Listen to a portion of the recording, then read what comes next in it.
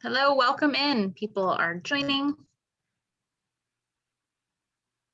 Yeah, Tina, with my screen share, I'm not seeing people joining right this moment. So just Gotcha. you can tell If you me. go, if you go to your go to the top of your screen and you click participants, it'll pop out a window that we can't see. So you can see the participants window. There you go. You just give me the thumbs up when to start. And we had about a dozen attendees for our Audubon talk. So we'll let a few people filter in. And of course, they can rewatch. This will be available on YouTube by the end of the day. So anybody who doesn't get to chime in right now will be able to watch later. I have been since last Friday watching and noticing a lot more birds and paying attention to what those birds are. Did you also wash all your bird feeders? I actually don't have any bird feeders up in my yard because I live in such a coastal area. They're But there. it's on the list of things to do as we move into the mess hall is to get those bird feeders washed. Yeah, I did go out and I threw out a couple that are really hard to wash after she was saying how often we should wash them. During our Audubon talk, she recommended daily for the ones that are getting really trafficked. That's certainly not what I was doing with some of the harder to access ones. So I decided they needed to go, and I cleaned my other ones. So I learned a lot for that talk. I'm excited to hear what Kelly has to say about one of my favorite things about this place, because those coastal dune lakes are so unique and really makes this area unique.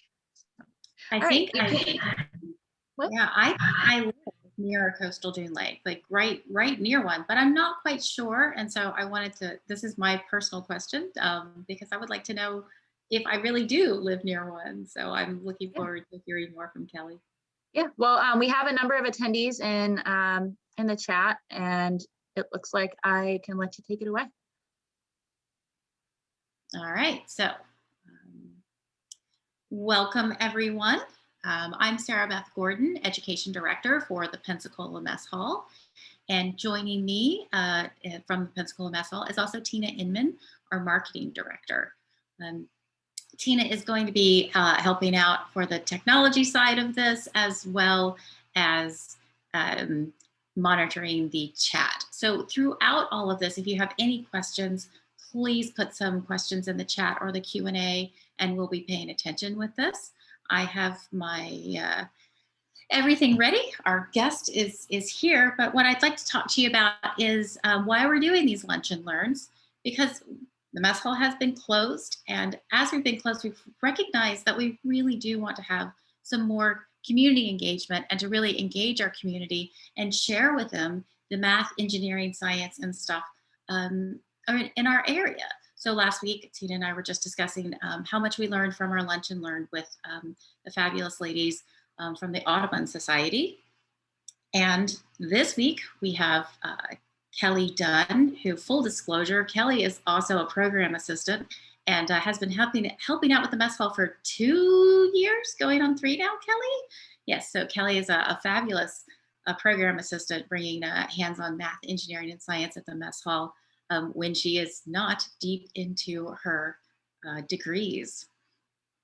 But let me remind you, so not just today, we'll get to Kelly in a moment. We will also have Mike Thomin from the Florida Public Archaeology Network with the Heritage Monitoring Scouts program. And then Annika Evans doing chemical engineering on May 21st. And Christian Wagley with 350 Pensacola talking about local climate action, and that will be on May 28th. We hope that you are able to join us for those. And with each one, we're going to talk to you a little bit about community engagement. Let me go over the agenda for today. We'll talk a little bit about what's new at the mess hall. We have quite a bit new coming on because we are moving locations. We'll get into the citizen science project that we hope you're going to join us doing, that I know Tina and I are doing. Our executive director, Megan Pratt, is doing as well. We'll introduce our speaker. Let Kelly talk to us and help us figure out what we know or may not know about coastal dune lakes. And then we'll go back to ways for you to get involved doing citizen science. and a question and answer session as well. So if you think of any questions, please put them in that chat box down at the bottom. So speaking of new things that are happening at the Pensacola Mess Hall, this is a picture of our new building. We have a little temporary sign hanging up in front of the location at 418 East Wright Street. We're very excited. We had a socially distanced, masked, in-person staff meeting a week ago. Was that just, or was that this week, Tina? I'm gonna forget which day it was. So we are getting ready to do that. Now, moving takes a lot of time.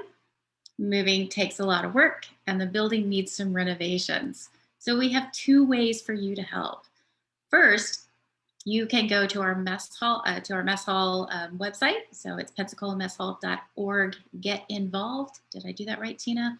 Maybe you should pop that link in the chat for me in case I didn't do that right. And that will give you ways for you to say, come help us paint tomorrow morning, or help us provide the muscles to move everything in. We'll be doing that, I believe, on the 15th. There's also other volunteering opportunities for you. We do have a nice volunteer crew of teens this summer that are going to be helping us, but we love adult help as well, because adults are super capable and are able to do things that teens just don't know how to do yet. But we're going to be teaching them that. The other way to get involved, if you can't get your hands to working, we would love donations. Moving is not cheap. So we have a GoFundMe, and I believe Tina's also going to put that in the chat. So if you would like to help us with some moving costs, like renting the moving van and doing those renovations, we want to cut a hole in a wall so that we can make the flow through the new mess hall a little easier for you. Here is the third way for you to get involved. So you can put yourself to work, you can donate, or you can start doing some citizen science. You could also do all three.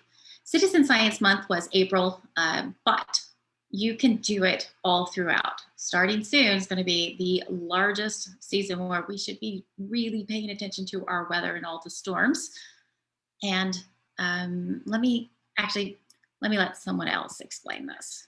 This quick little video, as it gets ready to load, tells you a little bit about how we are doing citizen science with icy change.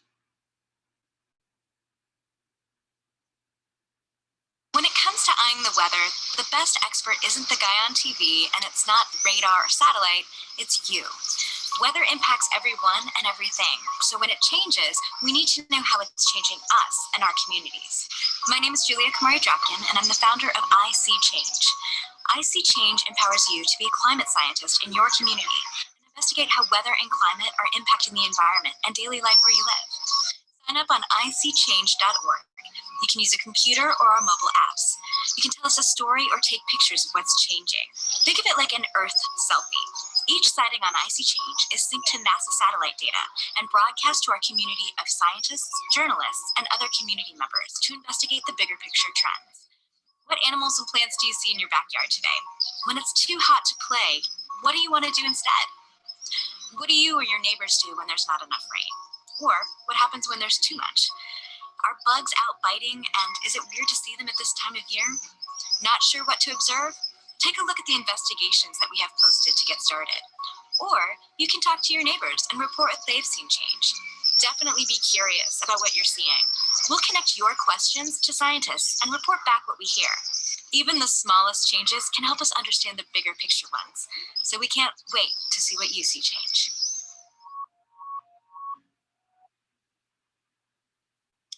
So we'll get back to citizen science after we hear a little bit more from Kelly. So Kelly, let me introduce Kelly Dunn. So again, Kelly is definitely a big time friend of the Mess Hall, a program assistant with the Mess Hall. She's also a graduate student at the University of West Florida, one of our community partners here in Pensacola. Kelly is a graduate student in the Earth and Environmental Sciences Department, and she is a whiz at GIS. She probably wouldn't want, she has made some really amazing GIS, and I'm always excited. So Kelly, I'm going to mute myself, and I am going to give you the floor. Right, let me go ahead and pull up my screen. Maybe not like that.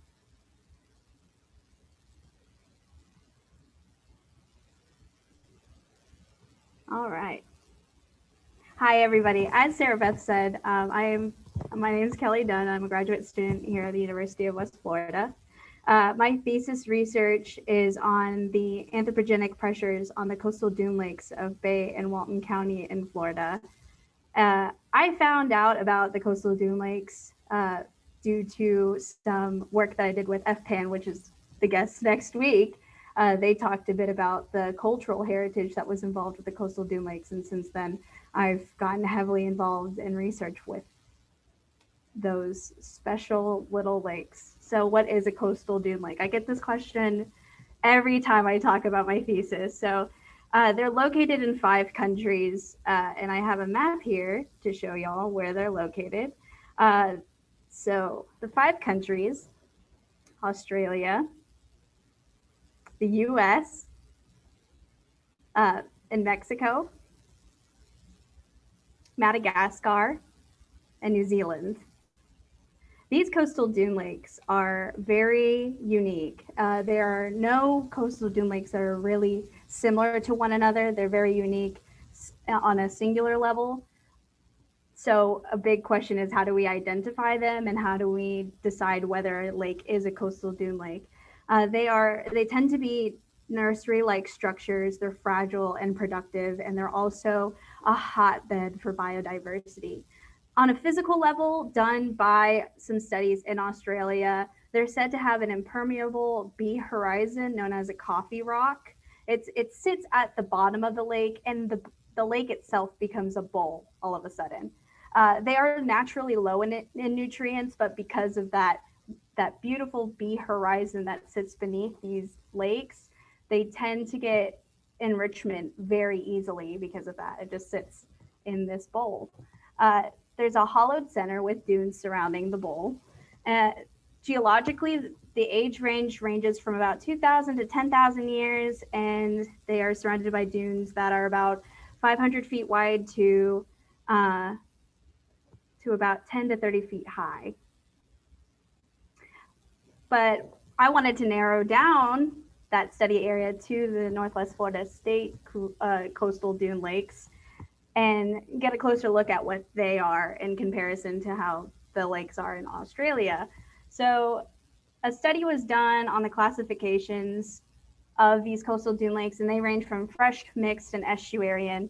They're primarily groundwater fed, but some of them have connections with the Gulf of Mexico. So that's how they get their estuarian brackish water, some of that salt.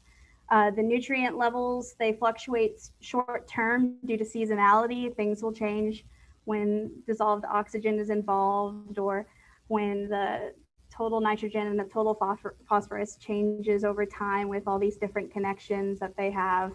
So their water chemistry is nonlinear. It's often hard to predict how the lakes are chemically, so that makes them also very hard to determine and also very unique. Compared to inland lakes, these coastal dune lakes have higher levels of sulfate, sodium, and chloride. I also want to mention that these coastal dune lakes are rated G2, I believe, G2 for global rarity, and S1 in the state for their rarity as well. So these lakes need to be protected. So my question was, how are they protecting these lakes, and what levels of government are involved, and how are they involved? So potential anthropogenic impacts, things that we could do that potentially impact these lakes, which are fragile structures, is linear urbanization, environmental degradation, generation of waste, increased resource use, transformation of habitats, and changes in social environments. Theoretically, all of these things can impact any kind of fragile, natural occurring thing in the environment itself. So how can we possibly measure the cause and effect relationships between anthropogenic impacts and its environment? Because ultimately, we want to get everybody involved in how to protect these coastal dune lakes. So my study area focuses not only on the government side, but also the biological, the chemical balances of these lakes. So the study area itself is in the lowlands lake region within the East Gulf Coastal Plain ecoregion. It spans about 48 kilometers across the Florida Panhandle, and most of these lakes are within 2 miles of the Gulf of Mexico. And here are 6 of the lakes that I am studying. I chose them based off of, basically I wanted to get the whole 48 kilometers involved, and I just picked based off of distances and random selection. My objectives in my thesis involves creating a driver's pressures, state impacts, and response, DPSIR for short, model that determines a multifaceted cause and effect relationship between the population and coastal dune lakes. And this DPSIR model will be visualized through GIS software.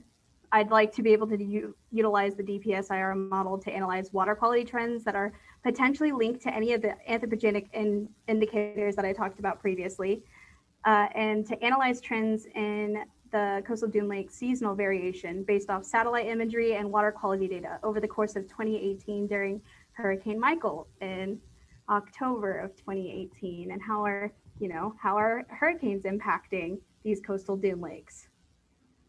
So this is a preview of my DPSIR model. As you can see, there are different parameters throughout, and they all flow into one another, including population, future land use, the number of visitors, hurricanes, and how they are all ultimately connected in a huge cycle at the end of the day. Everything relies on everybody, and what are we doing in response to it? So you might be asking yourself, well, what does a DPSIR model mean aside from defining cause and effect relationships? The model was a multi-sectoral approach originally created by the Organization of Economic Cooperation and the European Environment Agency. And it basically is defined as the chain of causation between the environment and socioeconomic drivers.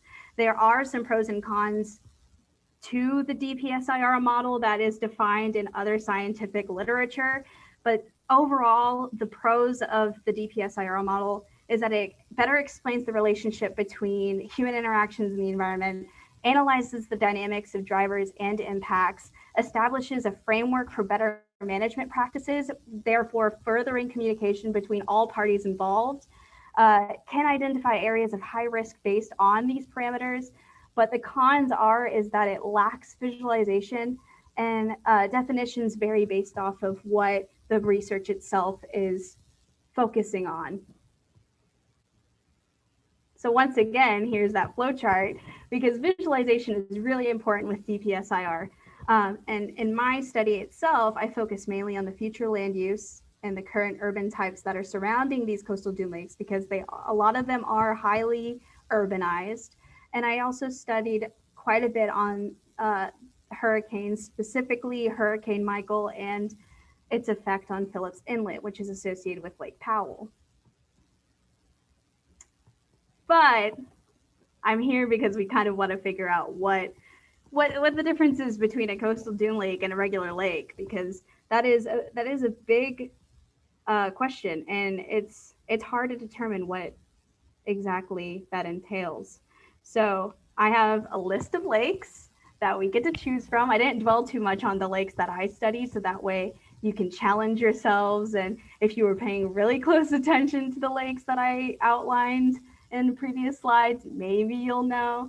But we're going to follow this flow chart for a little bit and determine whether or not, based off of the characteristics that I've provided, if we can determine whether or not this is a coastal dune lake or just a regular inland lake. So I posed 4 different questions. Is the water salty, fresh, or both? Is it near a beach or a coastline? Does it have an outlet to the ocean? And is it surrounded by dunes? So our first contender is Lake de Funiac, which is actually very close to being a perfect circle, which I thought was very cool. And that's what it's known for. Its characteristics is it's fresh water, it's spring fed, it is inland, and there is no outlet or inlet. So based off of these characteristics, you can ask yourself these questions and identify whether or not this is a coastal dune lake or just a normal lake. So Kat, you want people to put in the chat whether or not they think it's a coastal dune lake or not? Yeah, that'd be great, actually. Okay, so will you go back to that picture? Because that's actually really amazing. Yeah, of course.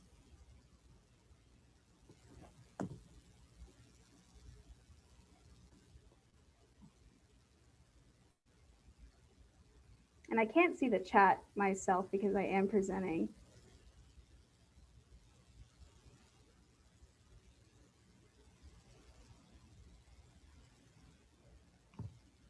Oh, okay.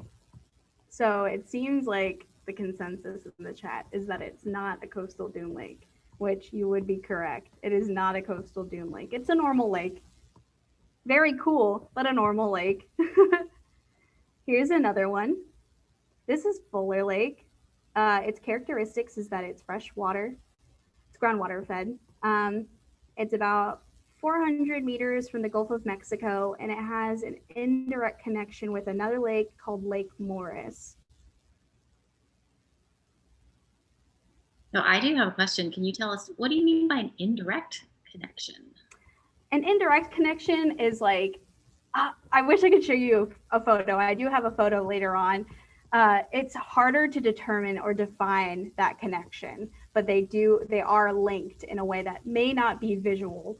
So if you look at the lake itself right now, it doesn't seem like it's connected to anything. But if you look at another lake that's connected to another lake, it's pretty obvious that there's a direct connection between the two. Okay, so I'll give everybody a little bit of time to put in the chat. Do you think this is a coastal dune lake? So I see topsail. Where did I see that? So this is somewhere near the topsail bluff. So that's out near 30A. Yeah, it is. It's right next to, actually one of the coastal dune lakes resides next to Seaside. So This is a very popular touristed area. And I think a lot of people have probably frequented or even visited these lakes and not even known it. Yes. No. Okay. We're getting a mixed consensus here.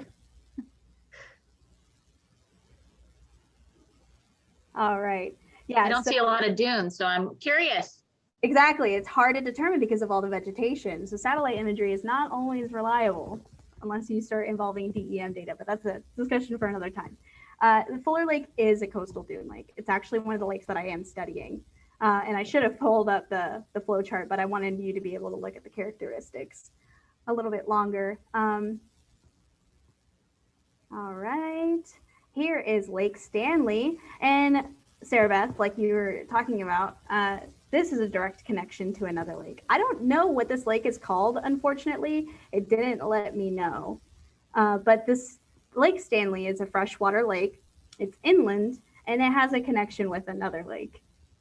Maybe it's a different lobe of Lake Stanley, like maybe they categorize it as a singular lake, but I would think that's kind of strange. So based off of that, what do you think? Do you think it's a coastal dune lake or if it's a normal lake?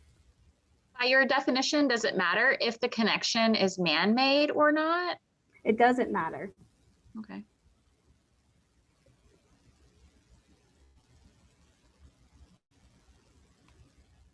All right, I'm seeing normal lake. Yeah, so Lake Stanley, wait, that's the one I was talking about, right? Lake Stanley is a normal lake. All right. And as we progress, these get a little bit harder. So this one is I think the easiest one to determine. So this is Oyster Lake. It is a mixed body of water. So it's got some salt involved. It's pretty brackish. It's about 200 meters from the Gulf of Mexico. It's intermittent. So it has an intermittent connection due to its inlet right here. And it is man-made. So that inlet itself is a man-made connection to the Gulf of Mexico.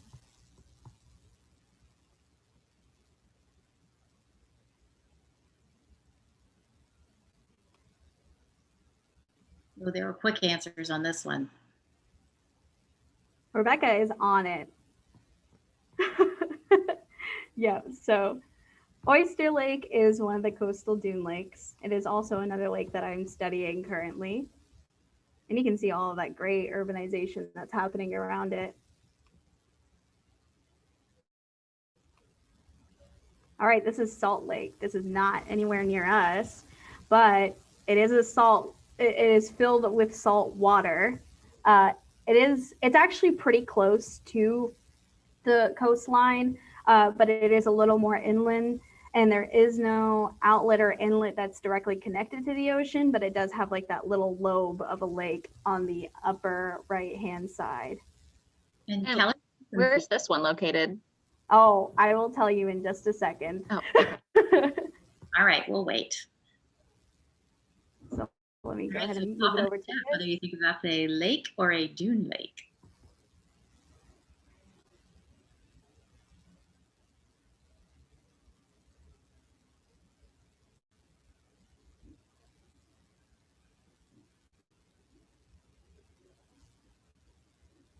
All right. Yeah, and once again, this lake is a normal lake. Well, actually, I would say it's not a normal lake. Not a lot of lakes, saltwater lakes itself, other than like there is a really famous saltwater lake. I think it's called Saltwater Lake. Uh, the saltwater lakes often appear in arid areas, which Florida itself is. I wouldn't consider it very arid here. So saltwater lakes tend to form in arid regions, not in Florida. So that is, I think, I want to say with confidence that that is the only salt lake that's in Florida, which I think is very interesting and opens the floor to like a lot of research that could happen. Like, why did it show up? So anyway, that's just me being a little excitable. So Salt Lake is in Mims, Florida. So the next time you visit the Kennedy Space Center, they're neighbors. It's literally a drive away from the Kennedy Space Center. So if you ever decide to visit, you can go ahead and take a trip over to Salt Lake. And finally, this is Campbell Lake. It has a rare connection with the Gulf of Mexico. It's about 200 meters from the Gulf, and the classification type, unknown. We don't know exactly what we want to classify it as in terms of freshwater, estuarine, or mix.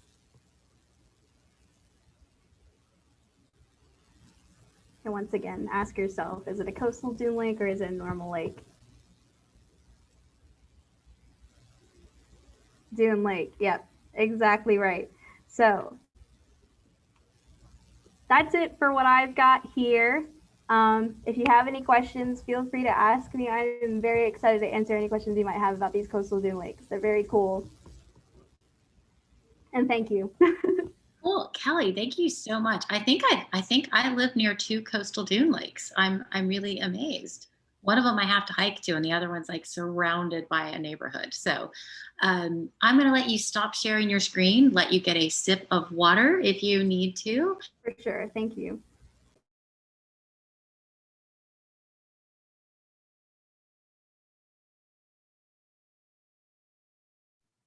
You're muted, Sir Beth. Oh, thank you. I had my finger on the space bar, but I didn't stop. So I was gonna, I have questions, but I would love to see if anybody else has questions. I have a lot of questions about your research and about why don't we know the chemistry of that last lake? Was that Lake Campbell that you were talking about? Anyway, but take a sip because I'm going to give people time to think about questions. And I liked how we got to have that back and forth with you about, is this a coastal dune lake? Is this a regular lake? Because that brings into the whole community, has a role in helping scientists and environmental scientists know what's going on in their world.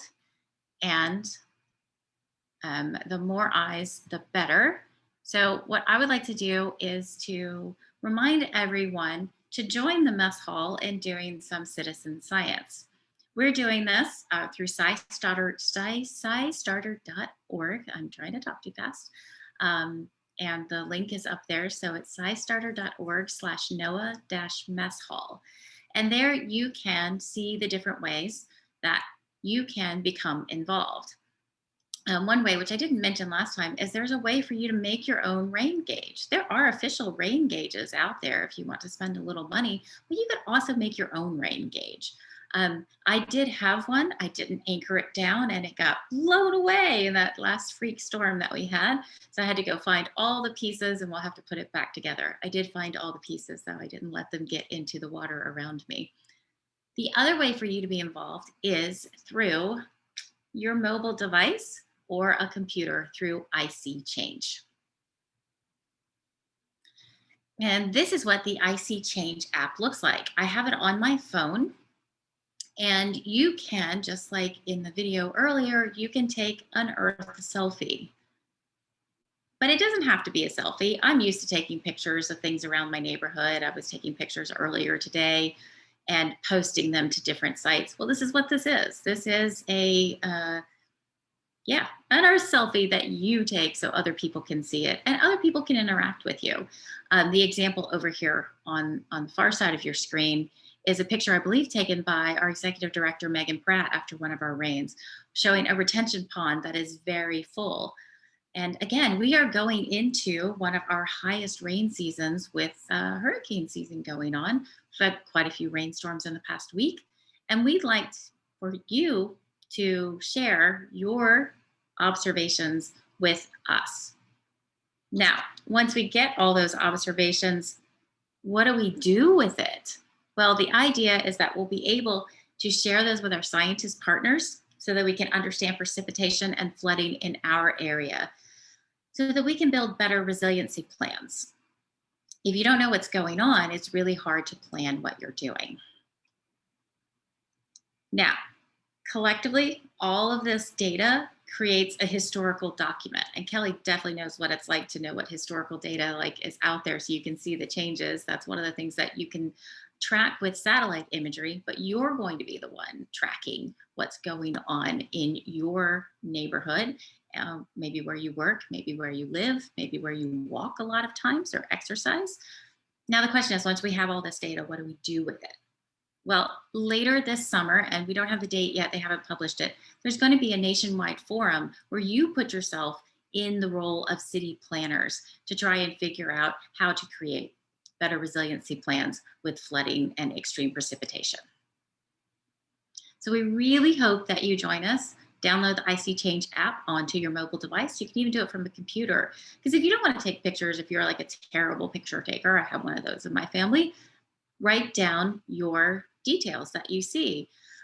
Tina shows up here that you can add, like, how has the air impacted your daily activity, or if you made your rain gauge, or if you have a rain gauge, write down how much water did you notice was in your rain gauge. So there's all these ways for you to become involved and share that data with our community planners. So I really do hope that you join us for that IC Change. All right, Yeah, so yeah. Tina, you ready? Yeah, Sarah Beth, they actually did come out with the date for the National Forum for the Extreme Precipitation. They'll have trouble saying that. July 14th. So it's going to be online in a virtual forum where people who have participated will have some of their posts shared, and scientists that are actually studying what is it that people notice and what are the observations that they made. Some of them are quantitative and some of them are qualitative. They're going to put them together and they're going to talk about all of the contributions that have been made. So that's July 14th. And we'll be sharing that in our materials. So when people sign up, they'll get emails and they'll get to stay updated. So yeah, that's really cool. They've really done a lot to kind of like get people involved and streamlined it. And I think it's really exciting that we get to be a part of that. Cool. If anybody's done this before, they may have done our Should We Engineer the Mosquito, or the mock climate summit that we had, or Should We Edit the Human Genome? Those are all of the different types of forums that we've had. So I'm looking forward to this. I'm glad I had a date. I didn't see that. So I'll pop that in the chat so people remember it's July 14th. All right, Tina, I'm going to turn it over to you for questions.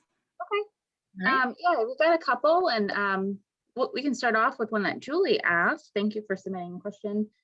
Kelly, you mentioned biodiversity, and Julie actually asked, how is the wildlife the same or different in a coastal dune lake? So what are we seeing in terms of like what makes it special, and what do you mean by biodiversity?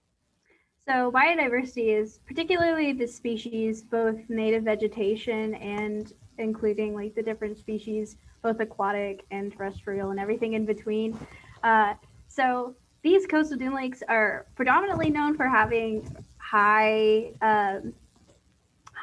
numbers of shorebirds. Shorebirds like to nest in these areas because of the dunes. They're near water. They're near the beach. It's perfect. But another thing that changes the different types of species that decide to flourish in these environments is back to whether or not it's freshwater, mixed, estuarian. It's how much salt is in this water and how great of a home it can create for some of these species. And they have inventories online for these great species that live at all of the different lakes. Unfortunately, it's not my expertise in what animals live there, but they do play a very precious role in terms of management, because if there is an endangered species or a threatened species that are living near one of these coastal dune lakes, then not only are we having the need to protect this coastal dune lake itself, but it also provides incentive even more so in order to help that certain species out. Gotcha. Can you remind me what DPSIR meant? Yeah, so it's drivers, pressures, state, impact, and response. Cool. That's really interesting to know, because I think when we talk about things like the impact of climate change or pressures from development, I think some people feel a little detached from the science aspect. Like, how do scientists know this is what's happening? And they might think it's guesswork. They might think you're just going out into the field and making an observation and then kind of walking away from it. But this is really like a long-term time that you're looking at something and you're studying with things like the satellite imagery, taking real measurements. And I think it's really informative to know exactly how scientists are doing that, so that if we're talking about mitigation or restoring a natural resource, we can help the public understand that it's an actual science and that there's something behind it and that there's a format to follow to make sure that things are being observed properly. And that's really cool. And I think the goal of my research itself is to help push more initiative and management practices, because as of right now, these lakes are being managed as if they're inland lakes.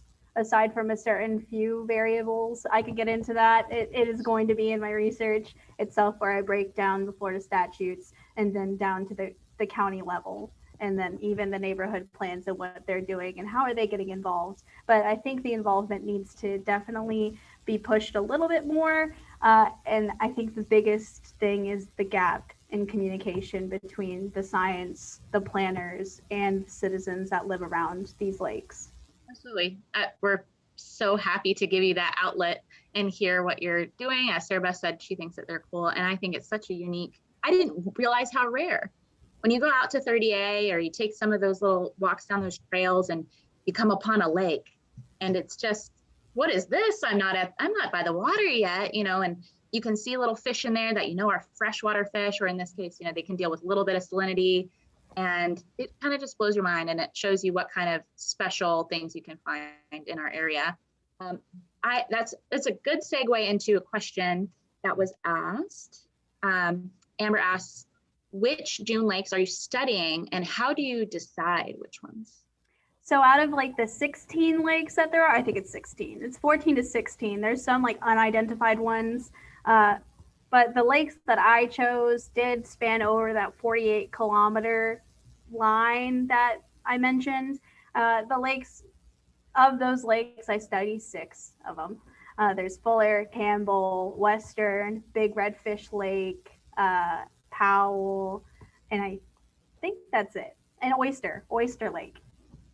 So those 6 are the ones that I am studying. And the reason I chose those was I wanted a good mixture of, what was the classification that this previous researcher decided on for this lake, which is why I picked that undetermined class, because we don't, what factor does it play? It's a little bit more unique than the others. Let's take a look at it. And maybe we can find a way to figure out whether it is mixed or estuarian or just fresh.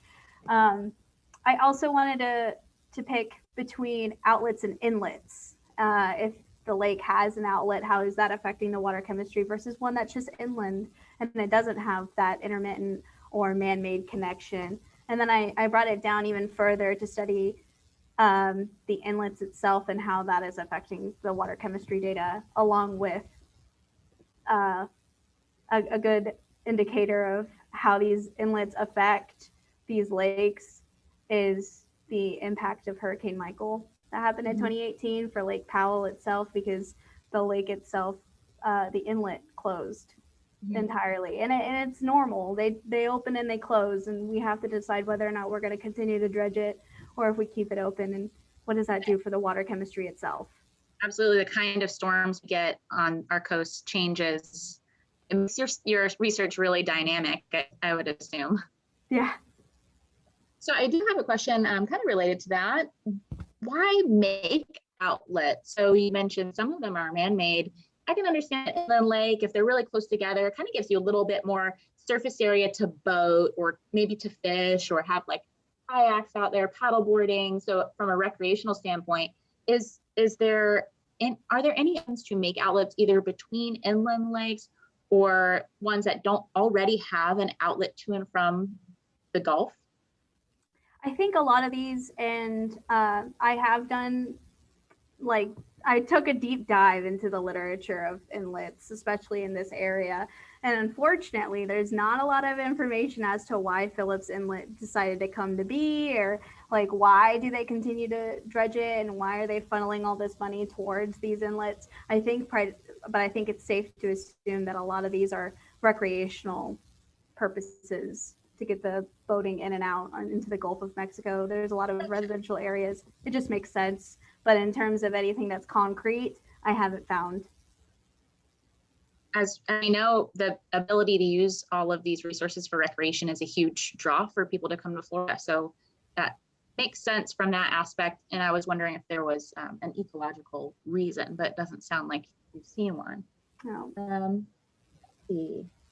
I have a sort of a question. You mentioned that the salinity isn't linear in these coastal dune lakes.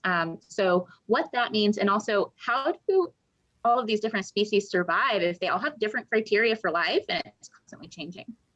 So this brings me to a story about Lake Powell, which actually built the fire that made me want to do this research. So Lake Powell has an inlet, Phillips Inlet, that closes and opens pretty consistently due to dredging. It's man-made, et cetera, et cetera. In 2000, they did a study on Lake Powell along with 2 other lakes to determine whether or not they were still in their natural state. And at the time, Lake Powell was fine. Everything was good. They were studying the dissolved oxygen of the dissolved oxygen is going to be your main factor to determine whether or not you're going to get fish kills. That is the parameter that you want to focus on.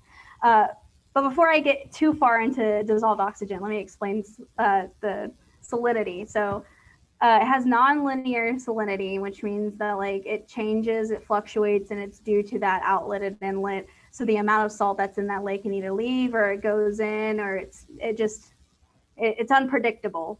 That's the best way to say it. Is nonlinear, is just unpredictable. There isn't any concrete trends of how much salt is going into this lake versus how much is getting out of it. So not seasonal or with a tide or something like that. Exactly. Is the inlet closed? That will have less salt come inside of it until they open it again. It's all different factors involved. But in 2004, Lake Powell dropped very significantly in terms of dissolved oxygen. I think it was about a 2 or 3 so state level wise, you want about a 5 milligrams per liter DO. And if it drops below 2, it's not considered inhabitable. And it dropped really close to about 2 And we were wondering, why in that 4-year span did Lake Powell all of a sudden become something that was natural and fine to not fine anymore? And I was wondering, well, is it a seasonal thing? Is this normal? Is this something to be worried about? Because automatically I was worried about it. So that's what pushed these different fluctuations, because it fluctuates in all different kind of aspects, to study those fluctuations and see if there are any trends that we can identify with these lakes, at least the 6 of them. Gotcha. So things that can affect the amount of dissolved oxygen, I'm assuming, are the kind of vegetation living there, or what kind of fish are in there, how many fish? Yeah, temperature is a big factor as well. Well, in that vein, Carrie asked us, how does a lake get salty? And why don't we know where Lake Campbell has salt or freshwater?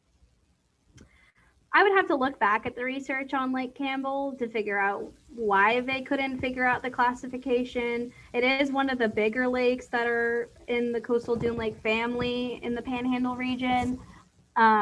It might have an indirect connection to something, and that might be the main factor or the variable that is changing the water chemistry within that lake itself. But I would have to refer back to that paper. Cool. Did I miss any questions, Sarah Beth? I have one more if I didn't. I don't know if Kelly knows, but how does a lake get salty, Kelly? I think I know the answer, but or I can posit an answer. My best bet is the connection with the Gulf of Mexico. I think that's the only way that the saltwater intrusion will happen, unless there's somehow in the groundwater itself there is saltwater intrusion on the lower level and we don't see it. It could be either of those things. Those are the 2 things that I would infer. Okay, mine too. Now I know when you were talking about Coffee Rock, one of the things that I always think about in our area is that the Northwest Florida area is not geologically that interesting unless you go to the caves over in Mariana. And I found it interesting that you're actually referencing geology. How much background did you have to get in geology in order to do environmental science like you're doing? So that Coffee Rock that I mentioned was actually taken from an interview that I had with a previous professor of mine over at the Northwest Florida State College, Dr. Brian. He teaches geology over there, and he actually has a book on the Florida geology. He wrote an entire book on the geology of Florida. So he knows quite a bit about the coastal dune lakes itself and mentioned the Coffee Rock. As far as anything else goes in terms of geology, I taught a soil science class one time and that was about it.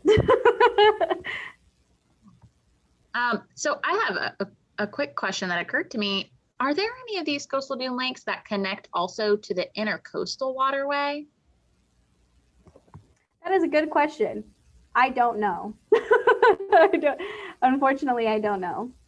I guess if they're in just the right position, maybe out towards Sandestin, if anyone's familiar with that area, you get a lot of those inlets from the intercoastal waterway. And there's certainly some runoff that travels towards the Gulf. So if there's something along the way, then you have to think about what kind of input's coming from that direction. Yeah, definitely. Really fun. It makes this area really unique. And then we had a question from Melinda. If the water chemistry tends to be uniform across the entire lake, or can it vary? So in different parts, for example, water or runoff coming in from one area. So that kind of went back with that question I had. Yeah, so also, Tina, I'm sorry, I said I don't know, but actually there are tributaries that are associated with some of these lakes that will be featured in some of the maps that I create. They have some, like a 300-foot buffer around some of the tributaries along with the lakes itself. But back to the other question,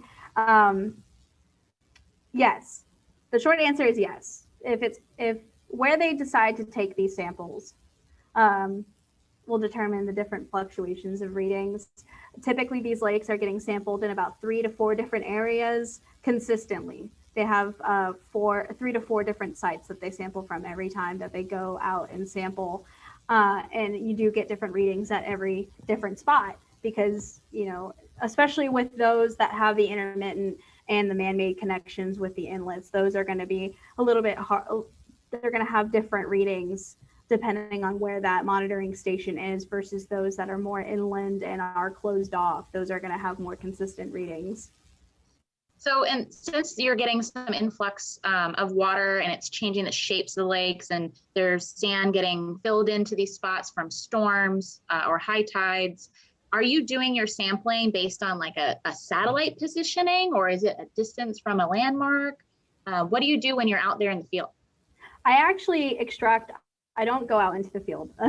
I collaborated with the Choctawhatchee Basin Alliance, who already goes out there along with the Florida Lake Watch. They already have this plan, and they have historical water chemistry data for years, like years of historical data that I pulled from. And I'm very fortunate that they were willing to help me with my thesis itself.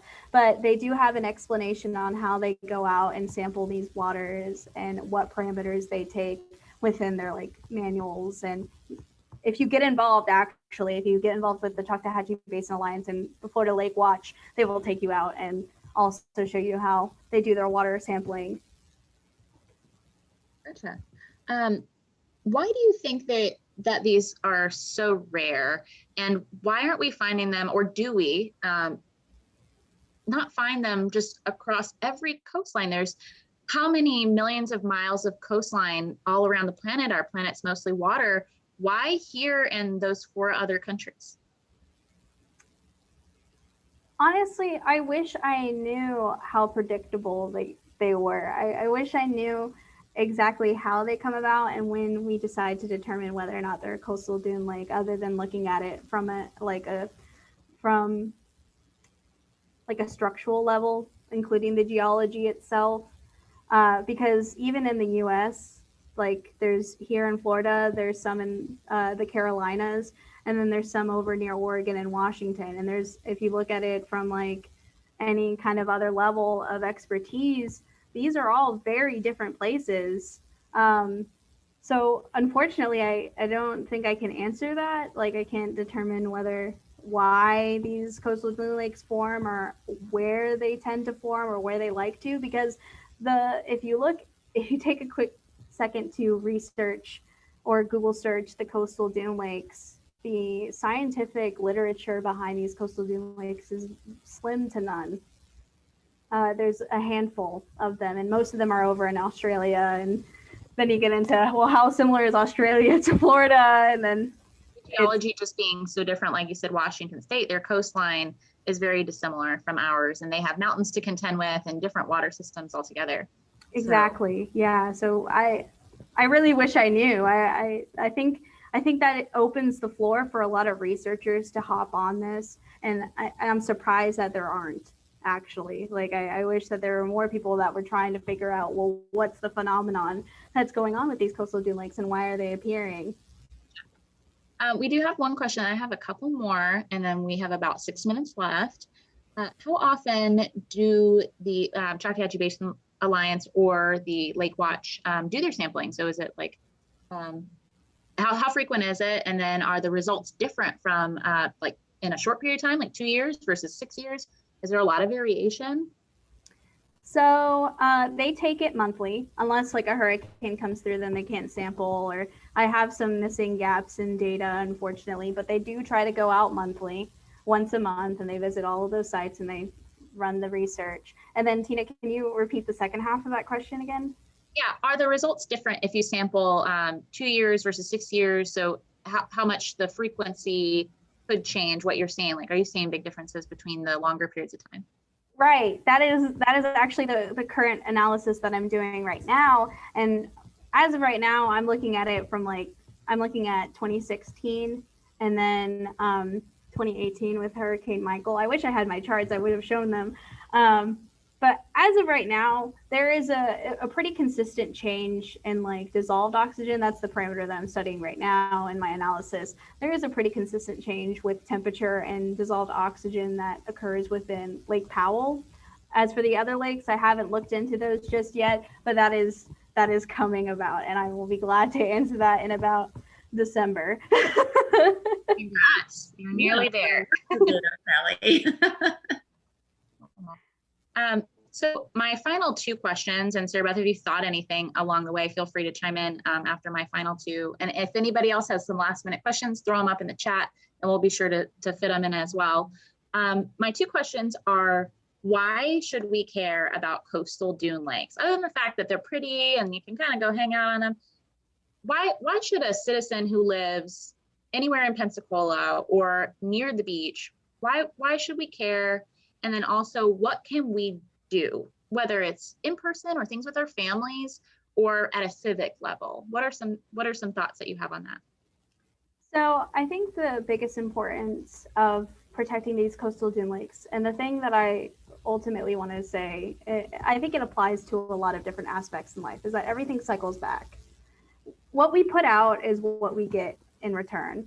And I feel like if you are a good steward to the environment will be kind to you in return. And by taking care of these coastal dune lakes, not only are you taking care of the biodiversity, the people, not the people, the species that have called it home, but then they'll continue to give you that recreational feeling, that ecotourism that you're seeking out, that peace of mind that you look for when you go on a hike or anything else. Nobody wants to go on a hike and all of a sudden they just don't.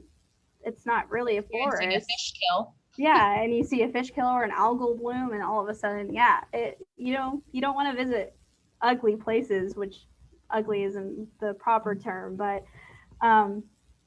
these coastal dune lakes are very important, and they serve a very important role in terms of recreation and tourism itself. And as Florida is one of the biggest areas for coastal tourism, it relies on them and for us to take care of that. And in order to take care of that, follow the rules that these preservation areas put. The lakes itself will also often have rules, or when you go on like a hiking trail, they'll have like a list of rules, don't litter, Stay out of the dunes. yeah, mindful hands, like don't take anything from it that isn't yours. It belongs to the environment itself. Don't walk on the dunes because that will increase erosion. There is a number of factors. So careful hands is leave no trace principle. Yeah, yes. The leave no trace principle is really important. And that's the best thing that people can do in order to treat these lakes. But if you do live near one of these lakes or any lake in general, then it comes down to like pollution and developing.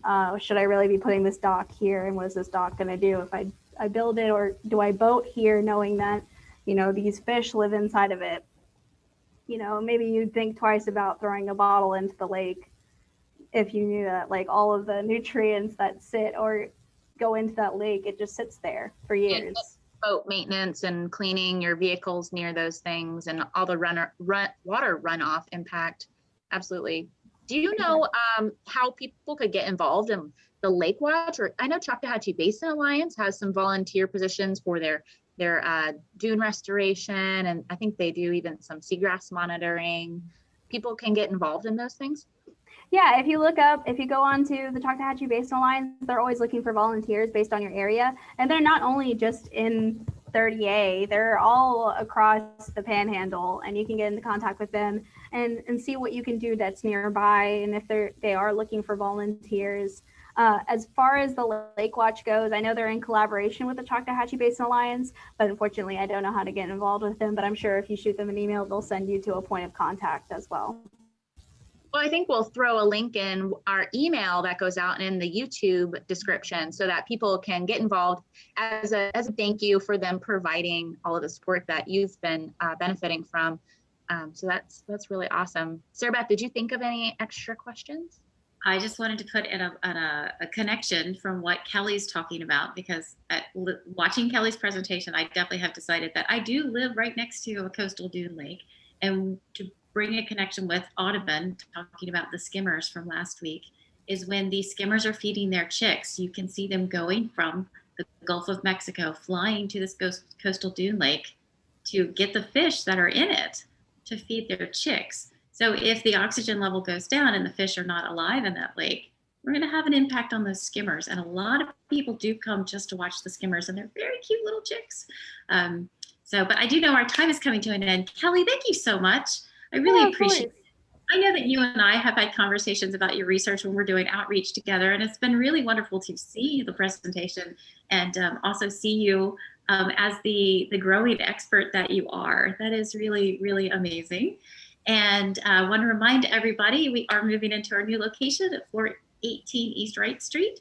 I encourage you to get involved either with us, with being a lake monitor or a water monitor. I know there are definitely different organizations of doing that.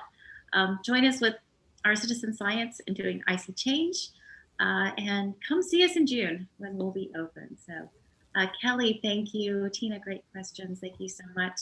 And we hope to see you next week for our Lunch and Learn with Mike Thomin from the Florida Public Archaeology Network, or FPAN. It's much easier to say FPAN. Thank you, everybody, and thank you for attending. Have a great rest of your day. Thank you.